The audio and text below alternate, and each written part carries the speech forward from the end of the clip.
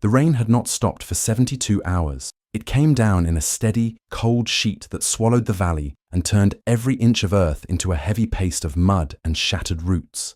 Trucks were stuck axle-deep along the road leading from Benevento, their engines coughing in vain as soldiers pushed and cursed under the grey weight of November skies. The Volturno River had swollen far past its banks, dragging along branches, beams, and the bloated remnants of war. Across that river waited the next step toward Rome, German positions hidden among olive groves and stone terraces, their machine guns ready for anything that dared to move. The American 34th Infantry Division was stalled again, the advance frozen not by the enemy's strength, but by the simplest of obstacles, a narrow centuries-old bridge that no one believed could hold a tank. The engineers had measured it. The cracks ran deep, the stones shifted under their boots, and the current below bit at its foundations like a starving animal. According to their calculations, it would crumble under half the weight of a Sherman. The men were exhausted. They had fought through villages reduced to skeletons of stone, carried their wounded across fields that still smoked from artillery fire, and now found themselves staring at a bridge that seemed to mock all their progress.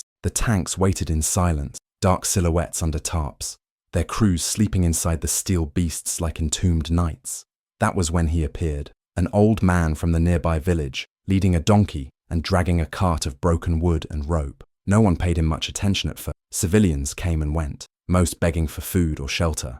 But this one had the stubborn calm of someone who had lived too long under both hunger and war be easily ignored. His clothes were soaked, his hat barely holding its shape, his beard streaked with ash and dust. Through a translator, he insisted that he knew how to make the bridge hold. The officers laughed politely, then dismissed him. The engineers had spent days calculating stresses and supports, and now an old farmer wanted to teach them their trade. But the man did not leave. He walked to the bridge, crouched beneath it, and studied its belly as though reading an old wound. He pointed to the arches, to the way the stones bent under the river's pull, then to the trees lining the bank. He spoke of how roots hold when the soil is weak, how the earth remembers where to push and where to yield. His words made little sense to the translator, who hesitated before relaying them, but the tone of certainty in the farmer's voice was undeniable. He asked for nothing more than permission to work. By afternoon, curiosity won over ridicule. 2 privates helped him gather branches from the olive grove, green, supple wood that bent without breaking.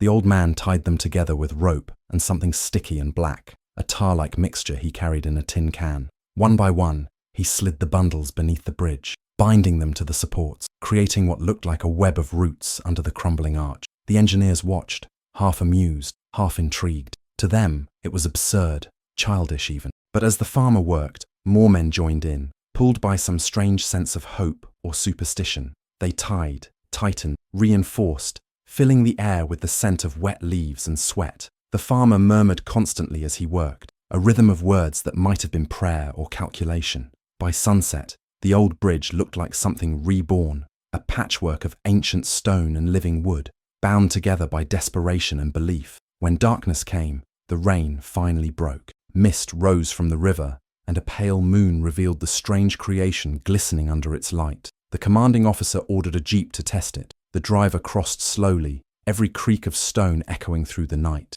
The bridge held. Next came a half-track, heavier and more stubborn. It too passed safely. The silence that followed was the kind that belongs to moments when men witness something that defies both logic and pride. The farmer said nothing, only nodded once and returned to his donkey. But one tank commander, a man named Harrigan from Michigan, volunteered to try the impossible. His Sherman, coated in mud and battle scars, rolled forward. The ground trembled, the river roared, and for a breathless minute, everyone thought the old structure would collapse. The front wheels reached the midpoint. The center sagged under 40 tons of weight. A crack split the air, but the tank kept moving. Inch by inch, it crossed.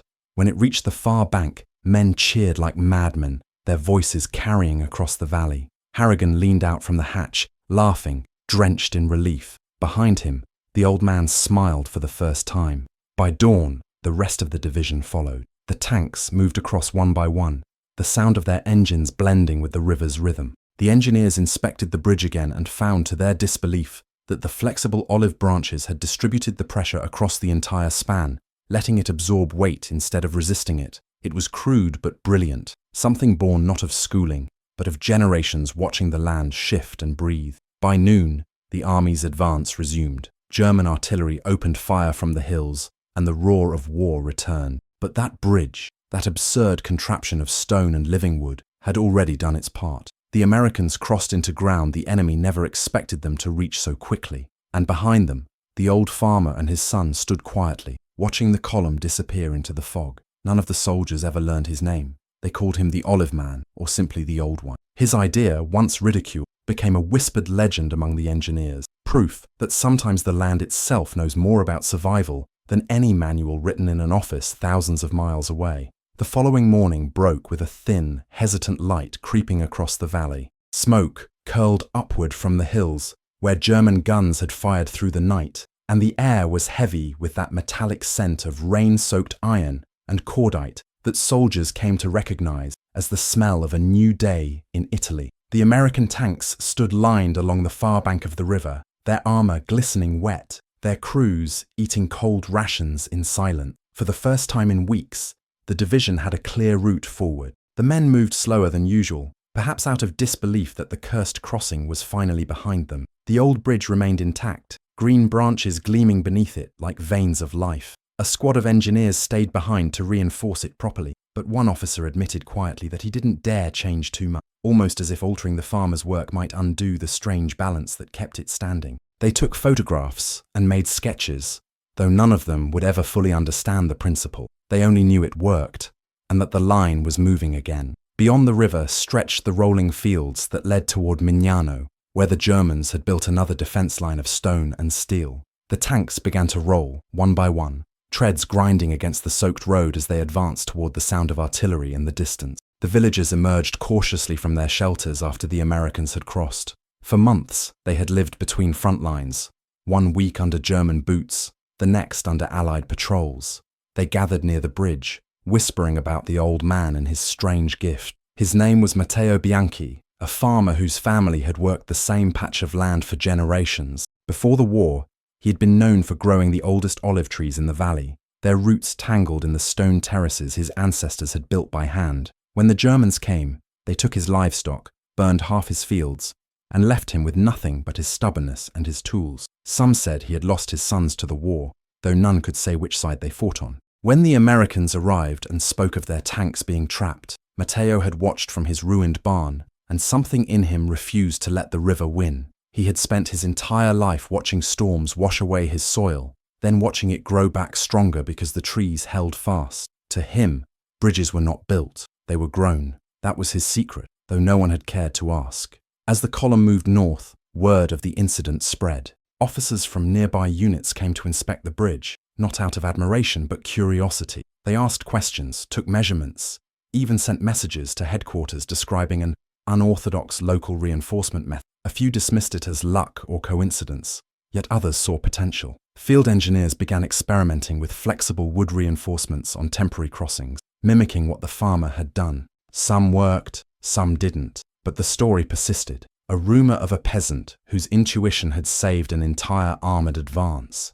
Among the men who crossed that day, the tale grew each time it was told. Around campfires, they spoke of Matteo as if he were a mythic figure, a ghost who appeared when the war stalled, carrying roots and ropes to remind them that nature could outthink destruction. It was easier to believe in legends than in miracles made of mud and sap. Further up the line, Captain Harrigan's platoon was ordered to push toward a series of ridges overlooking the Liri Valley. They moved under steady fire, their tanks grinding over terrain so torn and soaked that every mile felt like 10. Yet through it all, the men carried a quiet pride that they had been the first to cross that impossible. Harrigan, who had laughed in disbelief when his tank made it across, now wore a small olive branch tied to his antenna, a lucky charm passed from hand to hand among the crews. When the shells screamed overhead and the world turned white with dust, some men swore that the branch swayed even when there was no wind, like it was alive, guiding them through the chaos. Superstition, perhaps, but in war, belief was as vital as bullets.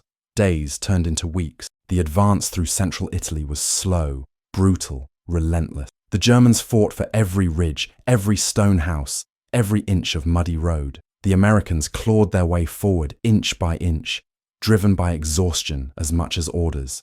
Yet among them, the memory of that bridge endured. Engineers whispered about it in mess tents, wondering if perhaps they had underestimated the wisdom of those who worked with the land rather than against it. A few wrote letters home about it, letters that would later be archived in military reports. Their words half wondering, half humbled. Matteo Bianchi never knew any of this.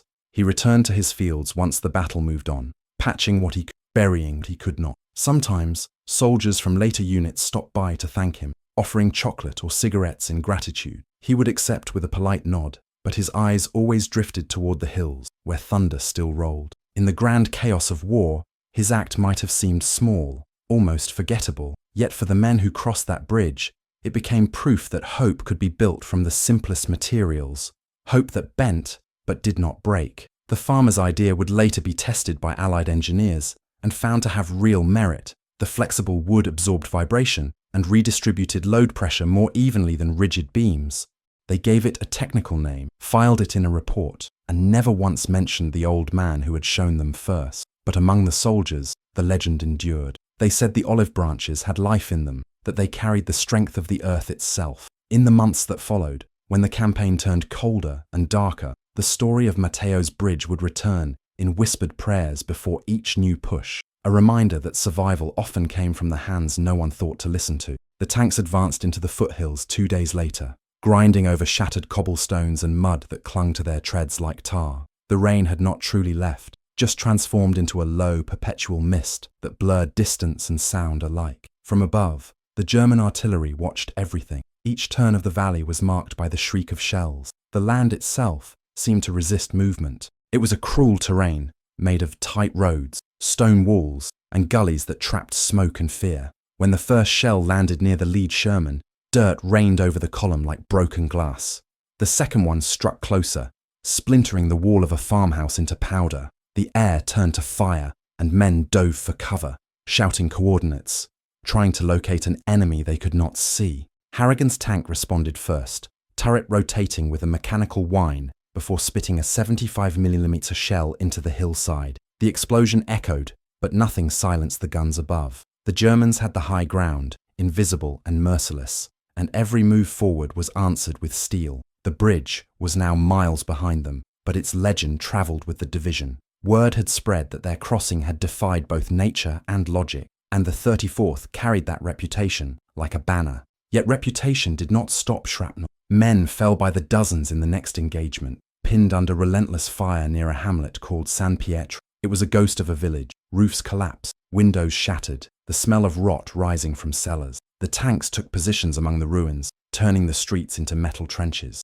Infantrymen followed behind, faces black with soot, their helmets streaked with the rain of mud and ash. They moved house to house, fighting room by room, sometimes no more than 5 feet apart from the enemy. The sound of automatic fire blended with the clatter of falling stones. It was war stripped of distance, suffocating, intimate, and raw. In the chaos, the terrain betrayed them again. The ground near the village square was soft, deceptively smooth after the storm. When the third Sherman rolled across it, the soil gave way. One moment, it was rumbling forward. The next, its front dipped violently, swallowed by an unseen sinkhole left by a previous shelling. The impact tore open the side armor, throwing the gunner against the turret wall. Smoke filled the interior instantly. Harrigan's voice came over the radio, sharp, strained. "Tank 3 down! Hull breach! Move the line!" But there was nowhere to move. The street was narrow, hemmed in by rubble, the air vibrating with German mortars. Men scrambled out, dragging the wounded crew through the mud, flames licking the hull behind them. The tank burned like a furnace, its ammunition cooking off one round at a time until the turret blew free. The concussion sent everyone flat to the ground. The fire's heat turned the fog orange. By dusk, the Americans had clawed their way past the square, securing the ruins at a cost that left the field littered with twisted shapes of men and metal. The few who could still move spoke little. In the fading light, the survivors sat in silence beside their tanks, breathing the steam of their exhaustion. Somewhere up the ridge, the Germans were regrouping. Everyone knew the counterattack would come at dawn. Harrigan stood by his Sherman, the same one that had crossed the olive bridge, and stared at the hill. His olive branch still hung from the antenna, blackened now by smoke. When the wind shifted, it fluttered weakly, like something refusing to die. Night fell thick and slow. The only light came from the smouldering wrecks and the glow of cigarettes cupped in trembling hands. In one of the remaining houses, a medic worked by candlelight, patching up a soldier who wouldn't stop shivering, even after the morphine. The candle trembled as artillery rumbled in the distance. Someone began humming quietly, a tune that no one recognized but all listened to. It filled the cracks between explosions, a fragile sound in a world built on thunder. In that moment, every man thought of something: home, rain on roofs, voices that no longer answered. At dawn, the counterattack came as expected. It began with the scream of mortars, followed by machine gun bursts from the ridge. German infantry, ghostly in white camouflage, poured down the slope. The Americans returned fire instantly. The fields turned into chaos, mud splashing, metal screaming, men shouting until their voices broke. The tanks roared alive, their engines coughing smoke. Harrigan's Sherman advanced a few yards, its guns sweeping left and right, firing at the flashes on the hill. The recoil shook the earth. A shell struck the ground in front of it, sending a geyser of mud over the turret. The loader kept feeding rounds, his hands bleeding from the cold. The driver could barely see through the slit window, the world a blur of smoke and rain. They moved anyway. The ground shook. The world narrowed to the rhythm of impact and reload, impact and reload. For hours, the valley became a furnace. The Americans held by sheer force of will. Every inch of mud was fought for, every shattered wall contested. A squad of engineers, pinned in a ditch, improvised a defensive line using wrecked tank hulls as cover. They had no sandbags left, so they filled ammunition crates with mud, stacking them like bricks. It wasn't elegant, but it worked. Later, one of them would mutter that it reminded him of the old farmer's way of thinking, using what the land gave you, even in ruin. When the smoke finally cleared around noon, the hillside was quiet. The Germans had pulled back, leaving the slope carpeted with grey uniform. The cost, however, was heavy. Nearly half the platoon was gone. In the aftermath, the men moved among the dead with that peculiar stillness soldiers acquire when shock drains the last of their emotion. They collected dog tags, checked for signs of life, whispered names that would never be answered. Harrigan stood by the edge of the field, his face streaked with soot. The olive branch still hung there, dripping rain, the only piece of green in a world gone to ash. For the first time, the men began to speak of Matteo, not just as a farmer, but as a symbol.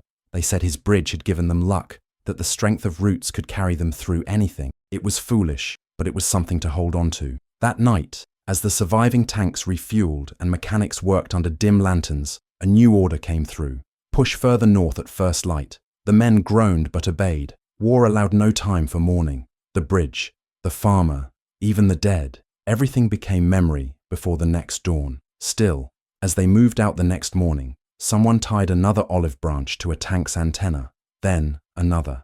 Soon, every Sherman in the column had one, fluttering like small flags of defiance. The wind carried them forward, a whisper of green amid the endless grey. The advance toward Cassino began under skies the colour of lead. Winter had arrived like an executioner, cutting through the men's coats and filling every trench with freezing water. The mountains ahead were shrouded in fog and smoke, their peaks hidden by artillery clouds that never cleared. It was no longer about distance or ground. It was about endurance. Every day felt the same: mud, fire, and the slow, grinding crawl of tanks that coughed black smoke as if choking on the weight of war itself. The 34th Division, worn to its bones, pressed on alongside British and New Zealand units, their combined strength still barely enough to claw forward a mile at a time. They said Rome was just beyond those hills, but to the men who fought there, it might as well have been another world. Captain Harrigan's Sherman led the way through a narrow mountain pass, its treads gnawing at rock and frost. The olive branch still hung from the antenna, frozen in place, its leaves stiff with ice. The crew rarely spoke anymore. Words had lost their power. They communicated through glances, through the rhythm of reloading shells, through the silence that filled the tank between explosions. Around them, the world was a blur of grey and flame. German shells screamed down from the slopes, shaking the earth and turning entire sections of road into smoking pits. The air smelled of fuel, sulfur, and death. The tanks could not stop. Stopping meant being buried alive by the next bombardment. They moved forward by instinct, trusting only the faint voice of command in the radio and the feeling of the track beneath their boots. When they reached the valley floor, the fog thickened. Visibility dropped to nothing. Men vanished in it, voices fading mid-sentence. Somewhere ahead, the lead company hit a minefield. The explosion was muffled by the fog, more a dull thud than a roar, but the echo of it rippled through the ranks like a heartbeat. The entire column halted. Harrigan climbed halfway out of his turret, peering into the grey abyss. He could hear moaning, then shouting, then nothing. The engineers moved forward, crawling on their stomachs to probe the ground. Hours passed. The fog refused to lift. Then, out of nowhere, came a sound no one expected, an old Italian bell, ringing faintly from a church steeple buried in the mist.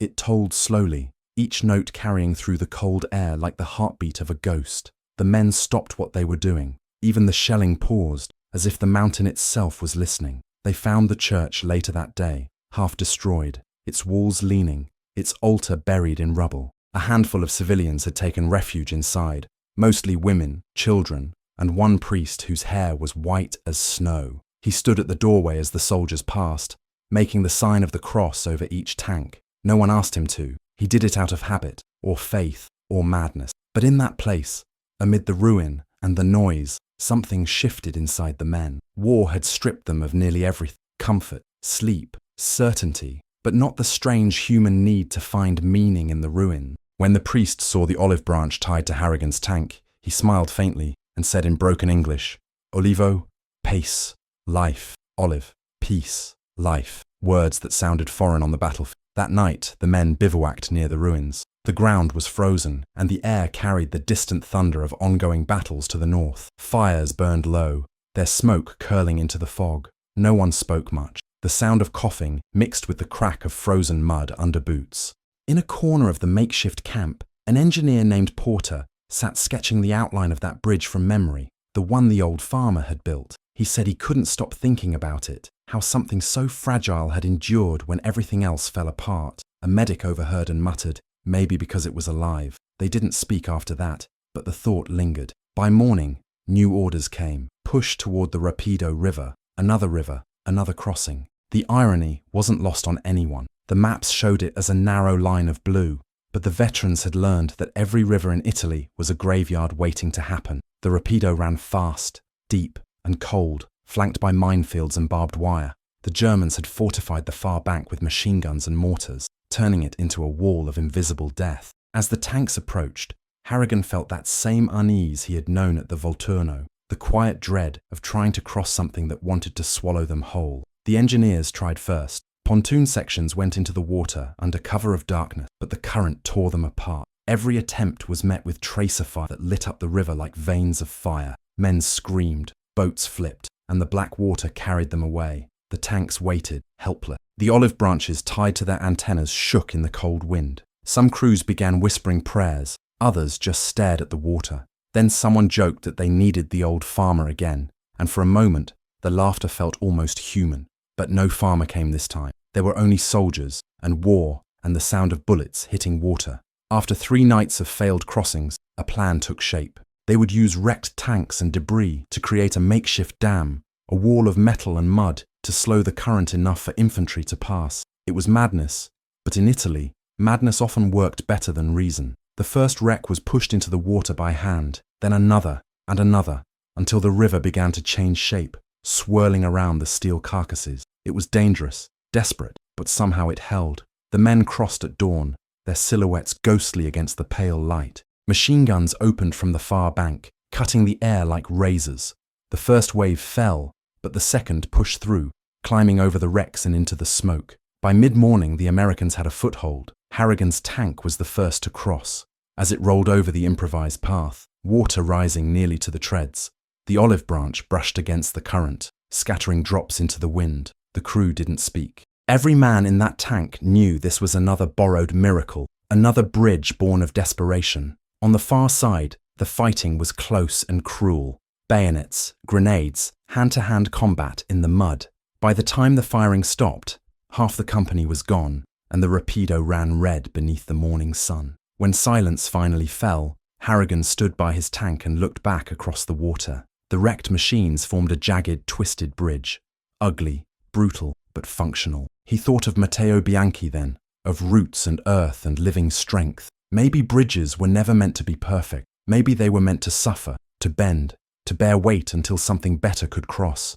The olive branch still hung there, dripping with blood and rain, alive in a way metal could never be. That night, the stars returned for the first time in weeks. The men slept where they fell, surrounded by smoke and broken things. And somewhere in the darkness, The river whispered softly, carrying the sound of life and death intertwined. Now tell me, if you had been there, with the cold river at your feet and the enemy in the dark ahead, would you have crossed? Comment below with this phrase, I would have crossed. The days after the Rapido crossing bled together into a grey stretch of exhaustion and silence. The 34th Division had made it through, but at a cost that hollowed the men from the inside. The once bold, eager faces were now pale and expressionless, their eyes fixed on the horizon but never really seeing it. The tanks too bore scars, patched armour, burned paint, tracks held together with scavenged bolts. They looked less like weapons now, and more like survivors. The olive branches tied to their antennas had turned brittle and brown, but no one removed them. They were relics now, symbols of endurance, reminders of all that had been crossed and all that had been lost. The road north was little more than a scar through the land. Winter mud swallowed boots, and the cold bit deep into joints and lungs. Each morning began with coughing and ended with the sound of distant thunder that could never be trusted to be weather. Some nights, when the shelling was far enough away, men would sit in small groups and talk, not about strategy or next assault, but about home. Harrigan rarely spoke during those talks. He would sit with his back against the tank, staring at the horizon, the olive branch hanging above him like a silent witness. One night, he finally broke the silence, his voice low and tired. We've crossed every damn thing this country's thrown at us. Rivers, mountains, hell itself. But I wonder if any of us will ever make it all the way home. No one answered. The question didn't need one. Letters came sporadically, delivered through the chaos like ghosts of another world. Some men received envelopes darkened with water stains. Others got nothing at all. Porter, the engineer who had drawn the farmer's bridge from memory, received a letter from his wife that said their son had been born 3 months earlier. He read it once, folded it neatly, and tucked it inside his helmet. Later that same week, he was killed by a sniper while laying down a new bridge section across a ravine near Casino. When his body was found, the letter was still there, perfectly preserved inside his helmet, as if the war itself had chosen not to touch it. Harrigan kept the olive branch from Porter's tank and tied it to his own, though he said nothing about it. The men noticed, and no one dared remove it. Casino loomed ahead, a fortress of ruins and rock,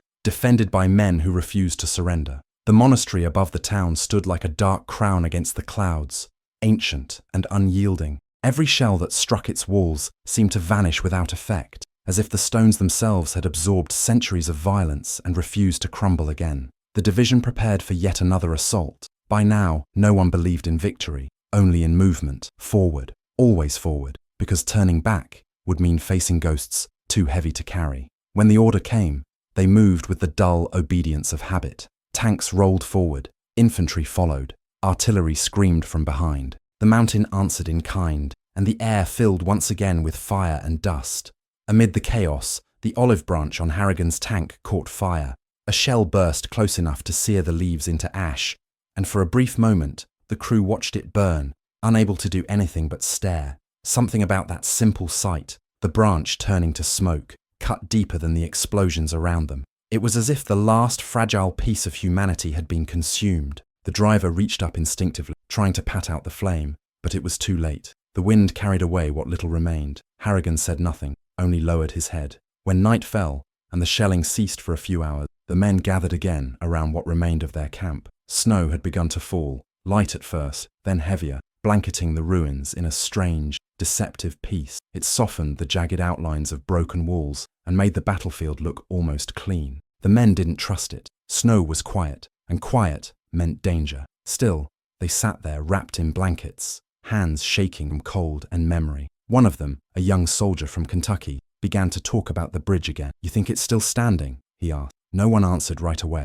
Then Harrigan said softly, "If it was built right, it's still there. Things that grow don't fall easy." The words hung in the air, warming them more than the fire could. In the weeks that followed, Casino would become one of the longest, bloodiest battles of the Italian campaign. Thousands would die for a few hundred yards of ground. Buildings that had stood for centuries would vanish under bombardment. Yet, even in the midst of that ruin, the story of Matteo Bianchi and his bridge continued to pass from mouth to mouth. It became a kind of code among the soldiers, a story told to new replacements before each assault. There was once an old farmer who made a bridge out of living wood, and it carried tanks when stone could not. Some said it was luck, others said it was faith, but all of them clung to it, because in war, even the smallest spark of belief could keep a man moving when everything else seemed to stop. By spring, the rains returned, washing away the snow and revealing once again the scars of battle beneath. The tanks moved north, engines growling through the thaw,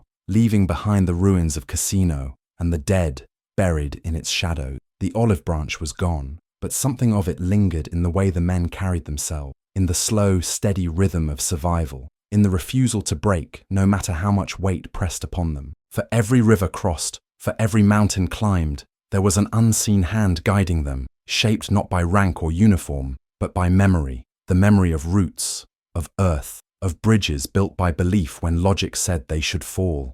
They never saw Matteo again. His name was never written in any report. But for those who survived, his idea had become more than an act of engineering. It was a symbol of endurance itself. And though none of them would ever say it out loud, each man who had crossed that first bridge carried a piece of it inside him. The understanding that survival sometimes came not from strength, but from flexibility. Like the olive branch, they had bent, but they had not broken. By the time they reached the outskirts of Rome, the war had hollowed out every piece of their former selves. The tanks moved through the city streets like slow-moving giants, their engines grumbling in the eerie stillness of a city that had been abandoned by most of its residents. The first signs of victory were everywhere. Flags hung limply from windows, and the air smelled of ash and dust, not the sharp, acrid odor of burning building or the rancid stench of recent death. The Germans had retreated to the north, leaving a few weak rearguard forces to slow the inevitable. Yet, the city felt empty in a way that made the men uneasy.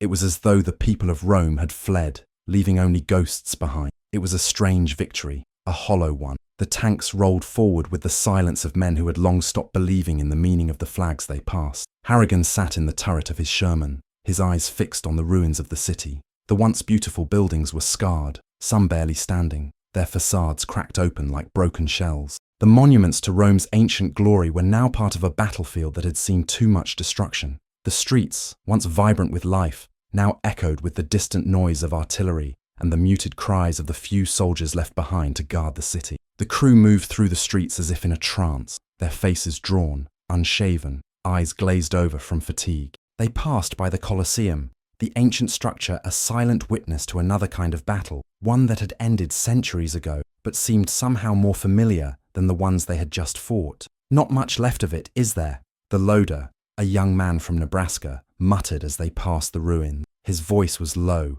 as if speaking too loudly would wake some terrible memory. The city, all this time, and it still looks like we're marching through a graveyard. Harrigan didn't respond immediately. He had seen too much in the past months. Too many villages reduced to rubble.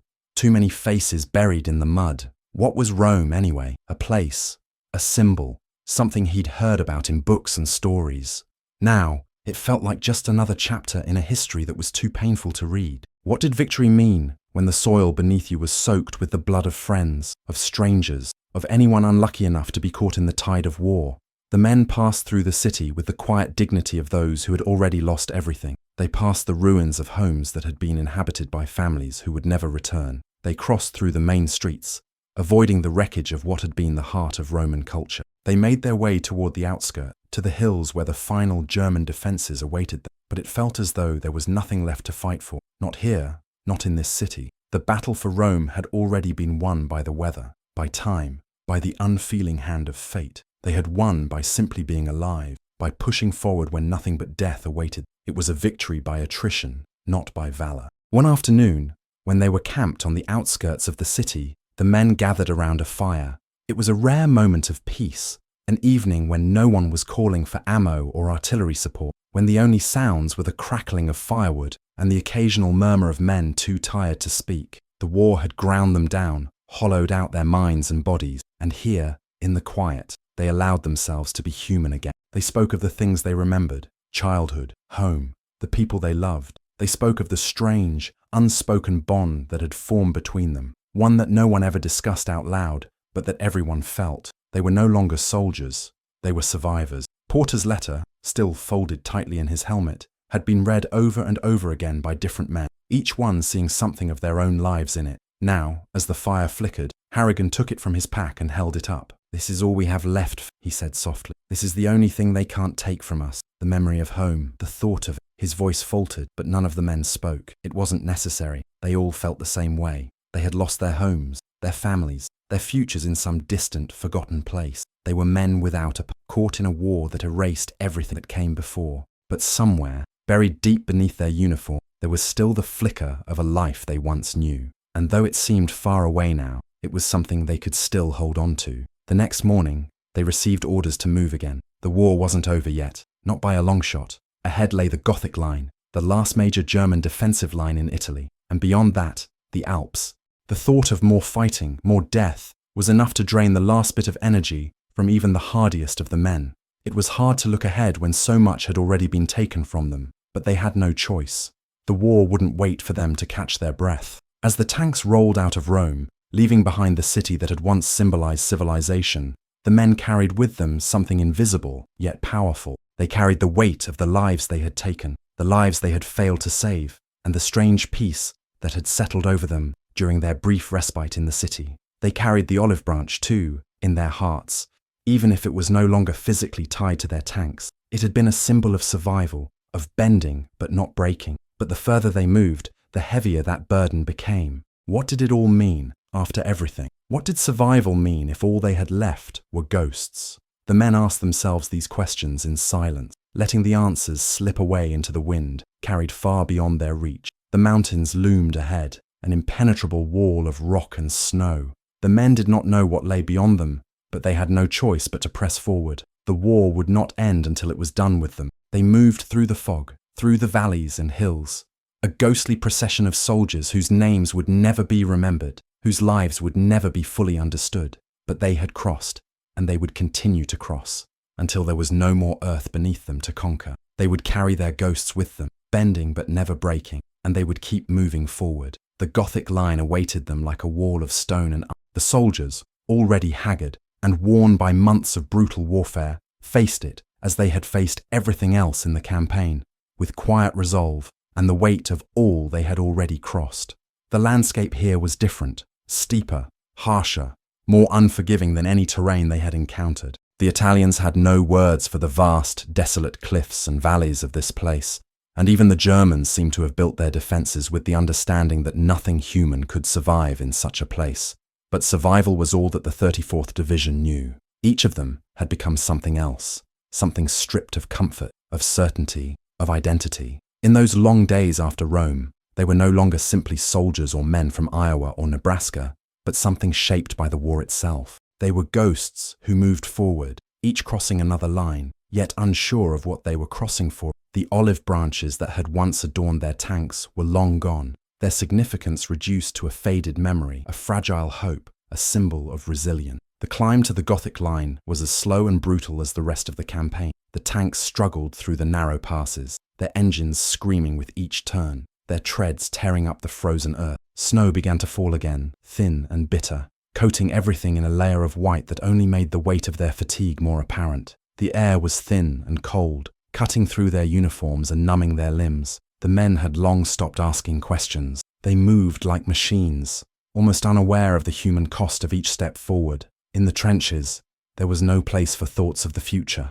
There was only the next movement, the next explosion, the next step on the frozen ground. And yet, despite it all, something within them still held together. A few weeks earlier, Harrigan had been haunted by the thought that they were all trapped in an endless cycle of pain, crossing from one battlefield to the next without end. But in the frozen stillness of the mountains, with the war continuing to tear through their lives, he began to understand something deeper, something his tired mind had resisted for so long. This fight, this endless push forward, was not for Rome or the Gothic line or even victory itself. It was for survival, for the men beside him, for the unspoken bond that tied them together. This war, though brutal and senseless, had created something else, something they had all become, survivors. The sound of distant artillery broke Harrigan's thoughts. The German line was up ahead. The mountains, once silent and indifferent, now reverberated with the deep hum of approaching battle. It had been a long time since the men had experienced anything like hope, but in this moment, there was an odd kind of clarity, a shared understanding that they would fight not for the land beneath their feet, not for Rome or the hills or the enemy, but for the simple act of continuing. They had crossed so many lines, but they were still here, still standing, still fighting. There was something in that, something that couldn't be taken away. As the tanks rolled toward the front, the men mounted the hill one final time, the cold air stinging their faces. Their hands were stiff and numb from the cold, their faces lined with the unspoken weight of loss. But they were alive. That fact seemed like a victory in itself. Their tanks rumbled up the ridge, their guns trained on the German positions just beyond the line of trees. No one spoke. The silence between them was enough. Then came the barrage. Shells tore through the air, their impact shaking the ground and sending splinters of rock and debris flying. The tanks shook with the force of each blast, the metal groaning under pressure. The men inside held their breath, waiting for the inevitable. The enemy was just ahead, and the battle would be like all the others, brutal, unforgiving, and merciless. But they had been here before. They had crossed rivers, climbed mountains, fought through cities and fields. They knew the cost of survival now. They had learned that survival wasn't about winning or losing. It was about making it through the next minute, the next hour, the next day. And that's what they did. They fought through the Gothic line, through the minefields, through the constant hail of enemy fire. They fought for nothing more than the right to keep moving, to keep crossing, to keep surviving. They fought because they knew no other way. They fought because they were soldiers, but more importantly, because they were men who had crossed every boundary the war had set before them. They had crossed the rivers, the mountains, the boundaries of their own endurance. And each time they crossed, they had survived. At night, after the fighting subsided, the men sat in the cold, gathering around fires that flickered weakly in the biting wind. The shelling had stopped, but the tension never fully dissipated. They talked in soft voices about their families, about the lives they would return to if they ever made it home. Some of them wrote letters, some of them simply stared into the fire, lost in thoughts they could never articulate. But all of them carried the weight of what they had crossed. They carried the weight of the land they had passed over, the rivers, the bridges, the cities, the ruins.